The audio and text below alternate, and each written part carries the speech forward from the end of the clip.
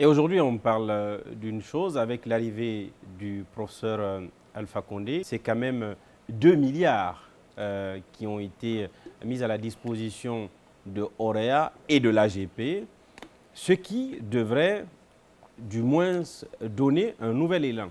Comment cela s'est déroulé? Ben, écoutez, il faut comprendre qu'à l'époque, ça nous a fait vraiment un ouf de soulagement. C'était une bombe d'oxygène, réellement. Mais les 2 milliards, je vous dis, c'était 1 milliard pour Auréa avec une pick-up et 1 milliard pour l'AGP avec une pick-up.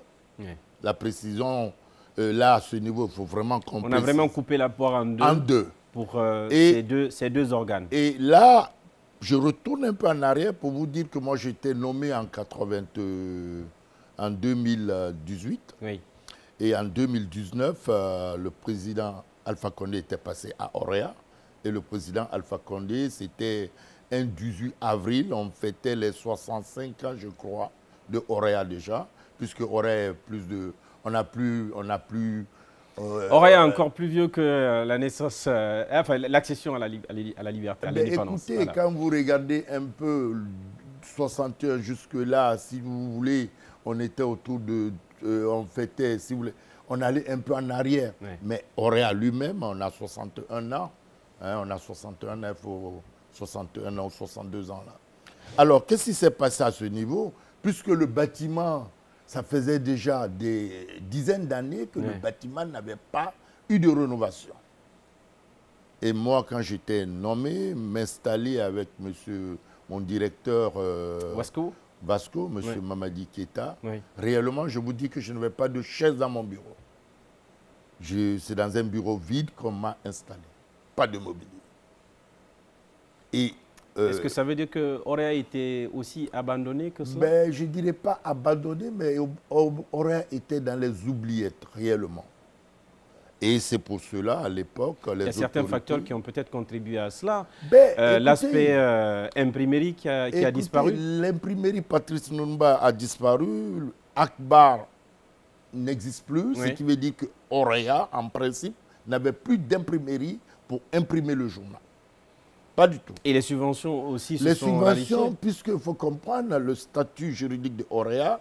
Auréa n'est pas un EPA. Auréa est une direction rattachée au ministère de l'Information et de la Communication. Ce qui veut dire que Auréa ne perçoit pas de subventions.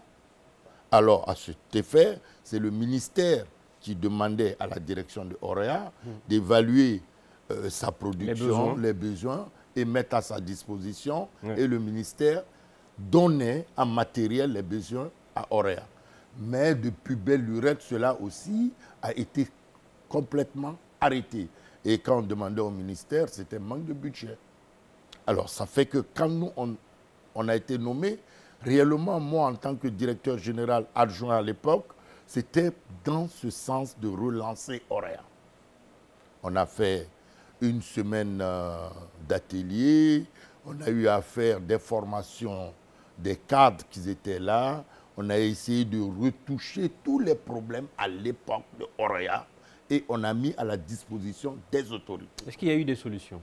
Ben, les solutions, on a commencé à mettre Auréa, on a commencé à tenir compte de Auréa dans le budget du ministère à l'époque. Et après, on a pu, avec le milliard qu'on a eu, faire la rénovation du bureau, donner un cadre partielle, puisque c'était une rénovation plus à l'intérieur. Non, mais à l'époque, en 2019, on avait rénové notre bureau. Très bien. En 2019. Et on avait déjà mis il y avait tout ce qui était les bureautiques, les outils de travail dans le bureau. Ça veut dire qu'il n'y avait même pas d'ordinateur Quand on me nommait, il n'y avait rien que dalle.